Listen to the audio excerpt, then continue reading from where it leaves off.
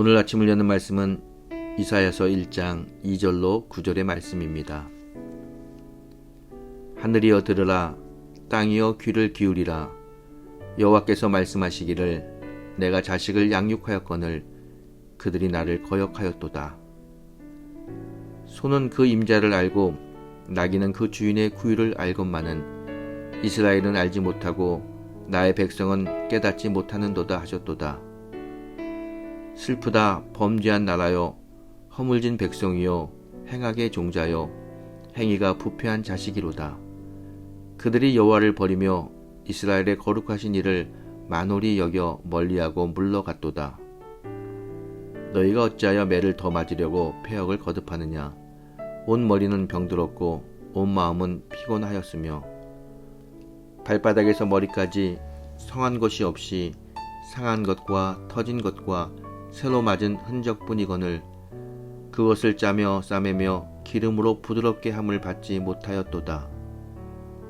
너희의 땅은 황폐하였고 너희의 성읍들은 불에 탔고 너희의 토지는 너희 목전에서 이방인에게 삼켜졌으며 이방인에게 파괴됨같이 황폐하였고 딸 시온은 포도원의 망대같이 참외밭의 원두막같이 애워싸인 성읍같이 겨우 남았도다. 만군의 여호와께서 우리를 위하여 생존자를 조금 남겨두지 아니하셨더면 우리가 소돔 같고 고무라 같았으리로다. 이사야 선지자는 유다왕 요시야와 요담과 아하스와 히스기야 왕 시대까지 54년간 유다에서 활동한 선지자입니다. 오늘 본문은 유다의 패역에 대한 책망과 심판을 선언한 내용입니다. 2절의 말씀입니다. 하늘이여 들으라, 땅이여 귀를 기울이라.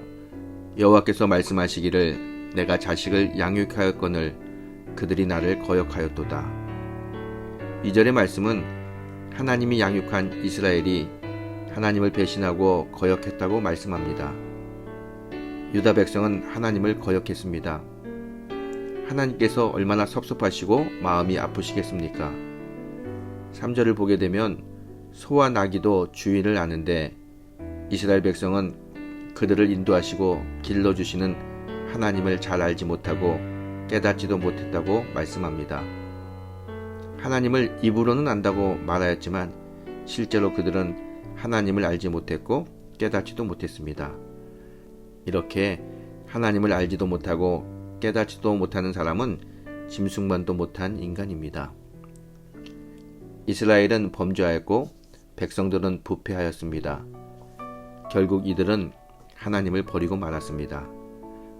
그래서 이들에게 하나님의 징계가 심판으로 내려왔습니다.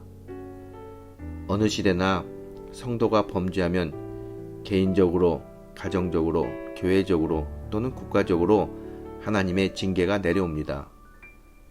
성도는 신앙 중심으로 모든 것을 생각하고 판단을 해야 하는데 믿음에서 떠나면 매사를 바라보지 못하고 그릇된 길로 가게 됩니다. 그러면 심령에 평안도 없고 마음과 몸도 심히 피곤하게 됩니다. 이 모습을 이사야 선지자는 5절에서 이렇게 말씀합니다.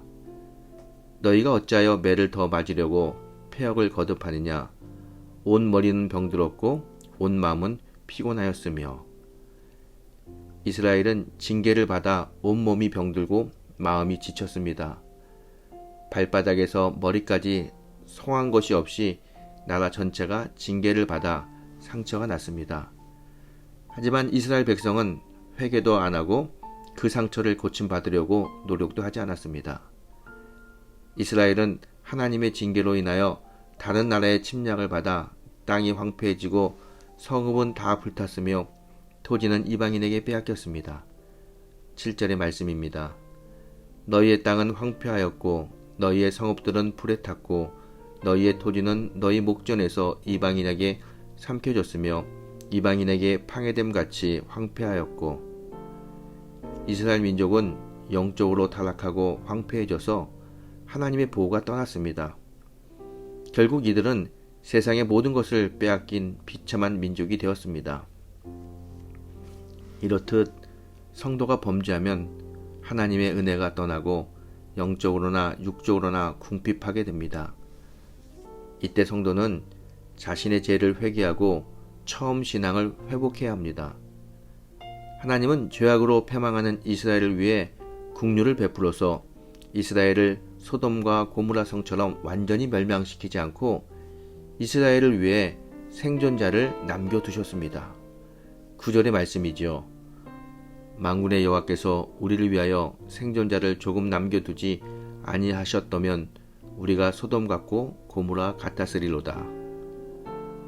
하나님께서 이처럼 이스라엘 백성을 조금 남겨놓으신 이유는 남겨놓은 이들이 처음 믿음과 처음 사랑을 회복하고 다시 하나님과의 관계를 바르게 하기 위해서입니다. 하나님은 성도가 회개하고 바로 서는 것을 하루가 천년같이 기다리시는 분입니다. 성도는 아무리 큰 징계 중에서도 회개하고 일어설 수 있습니다. 이것이 하나님의 은혜요 긍휼과 사랑입니다. 하나님은 부패한 나라와 자식에게 하나님의 심판과 책망이 있음에도 불구하고 자비와 긍휼로서 남은 자들을 남겨두셨습니다. 여러분이나 저나 신앙적으로 보게 되면 이 시대의 남은 자라고 이야기할 수 있습니다. 다른 사람보다 의인이라서 하나님이 우리를 남겨두신 것이 아닙니다. 하나님의 긍휼과 사랑으로 우리가 남은 것입니다. 그러므로 우리가 이 시대 지금 해야 할 일은 우리의 죄와 민족의 죄를 철저하게 회개하고 하나님께 나오는 겁니다. 하나님께서 이렇게 말씀하셨습니다. 18절이죠. 오라 우리가 서로 변론하자. 너희의 죄가 주홍 같을지라도 눈과 같이 희어질 것이요 진홍같이 붉을지라도 양털같이 희게 되리라. 우리가 참 회개를 하고 하나님 앞으로 나오면 우리를 위해서 피 흘리신 십자가의 주님을 만날 수 있습니다. 그리고 그 주님으로 인해 우리의 삶이 존귀해집니다. 오늘 아침 우리의 죄를 회개하고 주님을 만나는 큰 은혜가 우리 모두에게 임하기를 예수님의 이름으로 축원합니다.